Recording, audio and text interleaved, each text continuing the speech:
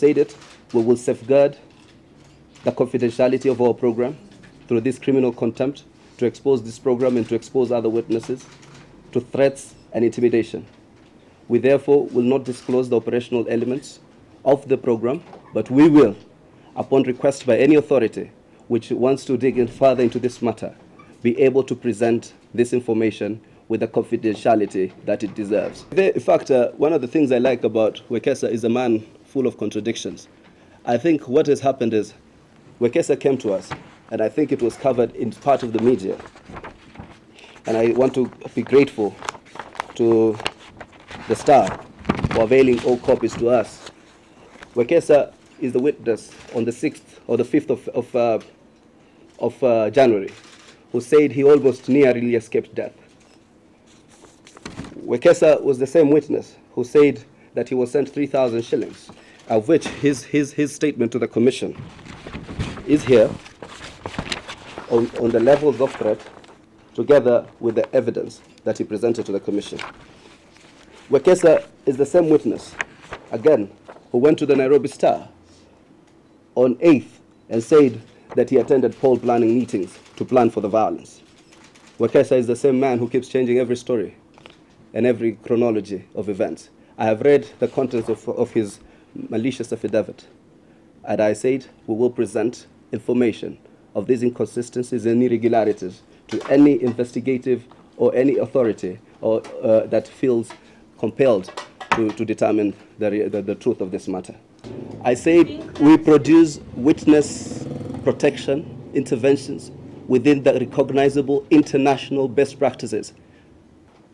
In April, on April 12th, 2010, the ICC did indicate that they will not longer be interested in Ken Wekesa.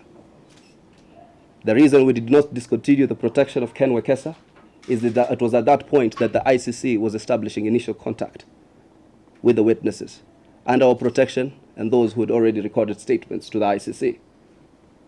Our concern then is that he will put to jeopardy the program, as we have seen. He has been totally reliant on witness protection programs since 2008. Secondly, on William Rono, on the 12th of October, when the ICC team was in Kenya, investigators, I did meet them. And they requested that I inform William Kipkemboi Rono that he will no longer be needed as a potential witness of the ICC. And I think we need to appreciate that when the Commission is protecting individuals who are threatened, and they are the ones who come to the Commission. We don't look for them. I think you need to understand that. They are the ones who come and record a statement. There are processes they are put through. There are criteria we put them through, and it's not just one person who sits in that process. Person is being targeted because they want to isolate the individual commissioners of the commission so that they weaken the institution. Basically, nothing else. Hassan could be the first one. We will follow up. So it's not just Hassan. It's just to weaken the institution because they have tried. The politicians tried. When we released the post-election violence report, they say they wanted to discredit the whole institution. That has failed. Now they are on the warpath to discredit individual commissioners, and we will not allow that. The report is beyond mere question. We've been accused of writing reports for the UN. You know that for a fact. That shows you how credible this institution is.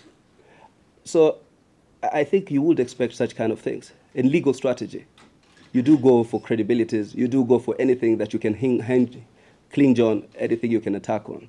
So I think what happens, in fact, Ken Wekesa's own submission to this commission is that he was not a witness to the commission proceedings. He was a witness to the Workie Commission by his own submission, by his own account within the statements in the commission. Thank you very much. Thank you.